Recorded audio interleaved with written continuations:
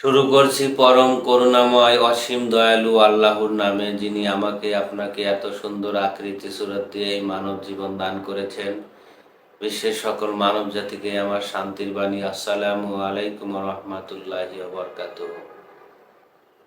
আমরা ধর্ম মানার ভিতর দিয়ে আমরা কাকে খুঁজছি? আমরা কি সেই স্রষ্টাকে খুঁজছি? তার আগে জেনে নেই আমি কে। আমি যদি আমাকে না চিনি, তাহলে আমি আমার স্রষ্টাকে কিভাবে চিনতে পারি? এ বিষয়ে মানুষের কোনো ধারণা আছে কি? তাহলে জেনে নেই আমার আসল ঠিকানা। আমরা যখন এই মানব জীবন পাই, তখন আমাদের অতীত কি? আল কোরআনও বলছে আমাদেরকে এই মাটি থেকেই তৈরি করা হয়েছে, এখানেই আমাদের মৃত্যুবরণ করা হবে, পুনরায় এখান থেকে আমাদের উত্তোলন করা হবে। সম্পূর্ণ বিষয় হলো এই ভূখণ্ডকে বোঝানো হয়েছে। এই পৃথিবীর ভিতরেই সমস্ত কিছুর সৃষ্টি, সমস্ত কিছুর বিনাশ হয়। তাহলে আমরা যখন মানব জন্ম পাই, মানব জন্ম পাওয়ার আগে আমরা কোথায় ছিলাম সেটা আগে আমাদের বের করতে হবে। অবশ্যই আমরা এই মানব জন্ম পাওয়ার আগে এই সৃষ্টিতে ছিলাম। এই প্রকৃতি ছিল আমাদের আসল ঠিকানা। এখান থেকে আমাদের মানব জন্ম উৎপত্তি হয়। বলতে পারেন এই মাটির ভিতরে, মাটির রেসালতে যে সকল বৃক্ষ গাছ দেখেন, সেখান থেকে আমাদের উৎপত্তি। সেখান থেকে আমাদের পশুকুল পর্যন্ত যাইতে অনেক লক্ষ লক্ষ কোটি কোটি মিলিয়ন বিলিয়ন বছর কেটে গেছে। তারপরে আমরা এই মানব জন্ম পেয়েছি। এবার বাস্তব যদি আমরা দেখি, আমরা এই মানব জন্ম কেন পেলাম? আমরা এই মানব জন্ম পেয়েছি একমাত্র উদ্দেশ্য হলো মুক্তির পথ পাওয়ার জন্য, মুক্তির জন্য। কারণ একমাত্র এই মানুষেরই ধর্ম মানার, ধর্ম ধারণ করার অধিকার রয়েছে। অন্য কোনো সৃষ্টি তার ধর্মকে ধারণ করতে পারে না যতক্ষণ পর্যন্ত সে এই মানবের ভিতরে না আসে। আর প্রকৃতভাবে তাদের জীবনগুলো ওভাবেই সাজানো হয়েছে যাতে করে তারা মানুষের ভিতরে উঠে আসতে পারে খাদ্যরূপে। খাদ্যরূপে আমরা প্রকৃতিকে আমাদের ভিতরে ধারণ করি, আর সেখান থেকেই এই মানব জীবনের শুক্রাণু বলেন, ডিম্বাণু বলেন, ওখান থেকেই আমাদের উৎপত্তি। এবার আমরা যখন এই মানব জন্মে আসছি, আমাদের উদ্দেশ্য হলো আমাদেরকে সেই নির্ধারিত একটি জীবনে পৌঁছাইতে হবে, যে জীবনটা হবে অনন্তকালের জীবন, যে জীবনের শুরু আছে শেষ নেই। অর্থাৎ কেবল সেই আত্মারই এরকম অধিকার রয়েছে, কারণ আত্মার কখনো বিনাশ নেই, ধ্বংস নেই, মৃত্যু নেই। মৃত্যু কেবল শরীরের হয়ে থাকে, এই দেহের হয়ে থাকে। তাই আমরা এই মানব জন্মে আসার উদ্দেশ্য একটি আত্মার উপরে নিজেকে ধারণ করব। সেই আত্মাটাই হবে আমার প্রভু, আমার আল্লাহ, আমার সৃষ্টিকর্তা। যা আছে বিশ্ব ব্রহ্মাণ্ডে তা আছে মানব ভাণ্ডে, আল কোরআন প্রমাণ করে। তাহলে আমাদের নির্ধারণ করা উচিত আমরা কোন জীবনের উপাসনা বা পূজা করব বা আরাধনা করব, প্রভু হিসেবে কাকে মেনে নেব। যদি আমরা জাতগতভাবে স্থায়ীভাবে এই মানুষ হতে চাই, যাকে আদম বলা হয়েছে কোরআনিক ভাষায়, তাহলে আমাকে সেই আদমের উপরে আত্মসমর্পণ করতে হবে। যার কারণে আল কোরআন বলেছে আদমকে সেজদা করার জন্য। সেজদা শব্দের অর্থ মেনে নেওয়া। এখন আদমকে যদি কেউ মেনে নেয়, সেই আদম আপনাকে এমন শিক্ষা দিবে যে শিক্ষা পেয়ে আপনিও জাতগত আদম হতে পারবে।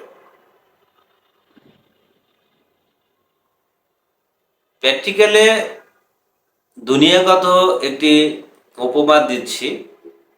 আপনি যদি কোনো ইংলিশ টিচারের কাছে বাংলা শিখতে চান তাহলে কিন্তু হবে না। বাংলা শেখার জন্য বাংলা টিচারের কাছে যেতে হবে, ইংলিশ শেখার জন্য ইংলিশ টিচারের কাছে যেতে হবে। তাহলে যদি আদম হতে চান অবশ্যই সেই আদমের কাছেই যেতে হবে, আত্মসমর্পণ করতে হবে, যাকে সুফিবাদের ভাষায় মানব গুরু বলা হয় বা মুর্শিদ বলা হয়। সেই আদম হবে আমার আপনার স্রষ্টা। আমরা তারই আরাধনা করব, তারই পূজা করব, কারণ তার জাতের জাতিই হব আমরা। সরাসরি আল্লাহ তো এসে ধর্ম দিবেন না, কারণ আল্লাহ একটি জ্ঞান আলো। সেই আলো বা সেই জ্ঞান বা নূর সে আদমের ভিতরে বিরাজ করে। তাই আল কোরআনে বলেছে, আমি আদমকে আমার স্বীয় আত্মা থেকে আত্মা দান করেছি, নূর দান করেছি, জ্ঞান দান করেছি। তাহলে সেই আল্লাহর ধর্ম, সেই স্রষ্টাকে পাওয়ার ধর্ম, পরিচয়ের ধর্ম কেবল আদমের কাছেই আছে, অন্য কারো কাছে সেই ধর্ম নেই। কারণ পৃথিবীর মানুষ এখনো হয়তো 99% মানুষ জানেই না ধর্মটা কি। ধর্ম মানেই হলো ধারণ করা, কোনো কিছুকে অবলম্বন করা। আপনি একটি নির্ধারিত জীবনের উপরে নিজেকে প্রতিষ্ঠিত করবেন। কোরআন আমাদেরকে স্পষ্ট ভাষায় বলেছে, তোমরা ঈমান আনো।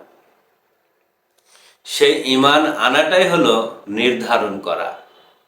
যদি আপনি আদম হতে চান তাহলে আপনি আদমকেই নির্ধারণ করুন, কারণ আদম হতে গেলে আপনি অন্য কোনো দেব দেবতাকে, নবী রাসূলকে পূজা করে আদম হতে পারবেন না। আদম হতে গেলে আপনাকে আদম পূজাই করতে হবে, অন্য কাউকে পূজা করে আদম হওয়া যায় না। ক্লিয়ারলি ভাষায় আপনাদেরকে বলে দিলাম। তাই আপনারা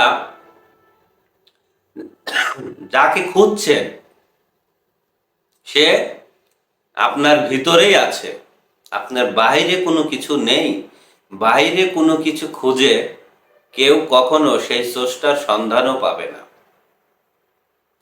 যদি আপনি আদম হতে চান, সে আদম গুরু আপনাকে তরিক বা পথ দেখাবে, পারমিশন দিবে, ঈমান এনে দিবে কিভাবে সেই আদম জীবনের উপরে প্রতিষ্ঠিত হওয়া যায়। আর সেটা সেই গুরুর কাছে নেই, সেটা সেই গুরুর জীবনটা আপনার ভিতরে আছে। আপনার ভিতরেই সেই জীবনটার আরাধনা করার পথ দেখাবে সেই গুরু বা মুর্শিদ। এভাবে যদি আপনি নিজের ভিতরে আরাধনা করতে পারেন, সার্বক্ষণিক দায়মি সালাতের ভিতরে নিজেকে প্রতিষ্ঠিত করতে পারেন, তাহলে আপনি আপনার স্রষ্টাকে খুঁজে পাবেন, আপনি নিজেকে নিজে চিনতে পারবেন। তাছাড়া কখনোই সম্ভব না। অনন্তকাল চেষ্টা করে, আবে হায়াত পর্যন্ত চেষ্টা করলেও আল্লাহকে খুঁজে পাবেন না, যতক্ষণ পর্যন্ত আপনার ভিতরে আপনি না খোঁজেন। আসমানে জমিনে, মসজিদ মন্দিরে, গির্জায় আল্লাহ থাকে না। মক্কা মদিনায় আল্লাহ থাকে না। মানুষের তৈরি করা ইট বালি সিমেন্টের ঘরে কি আল্লাহ থাকে? আল্লাহর নিজস্ব ঘর হলো এই মানব দেহ, অস্তিত্ব, এটার ভিতরে আল্লাহ থাকে। কিন্তু সেই আল্লাহ আমাদের ভিতর, আপনাদের ভিতরে থাকে, কিন্তু তাকে রেখেছেন আপনি অন্ধকার করে।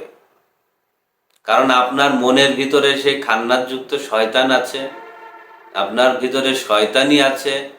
আপনি কখনো সেই আল্লাহকে খোঁজেন না, আল্লাহকে ডাকেন না এবং নিজের মনের ভিতরে সেই শয়তানি দূরও করেন না। আপনি মিথ্যা কথাও বলেন, আবার মসজিদে যা নামাজও পড়েন, তাহলে আপনার অন্তরে মনের ভিতরে ময়লা জমে আছে। আপনার মনের ভিতরে সেই আল্লাহর ঈশ্বরের উদয় হবে কি করে?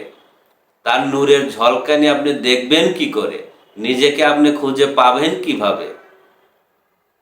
এটা কি সম্ভব? মিথ্যা কথা বলা মহাপাপ।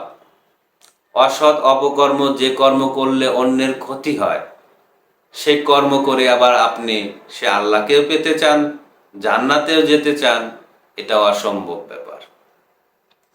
তাই আমরা যাকে খুঁজছি সে আমাদের ভিতরে, আর আমাদের ভিতরে থাকলে আমাদের সেই পবিত্র সত্তার সেই নূরকে মনের ভিতর উদয় করতে হলে অবশ্যই আমাদেরকে পবিত্র হতে হবে। পবিত্র না হলে সেই আল্লাহ বা ঈশ্বরের সান্নিধ্য কখনোই পাওয়া সম্ভব নয়, নিজেকে কখনোই চেনা জানা সম্ভব নয়।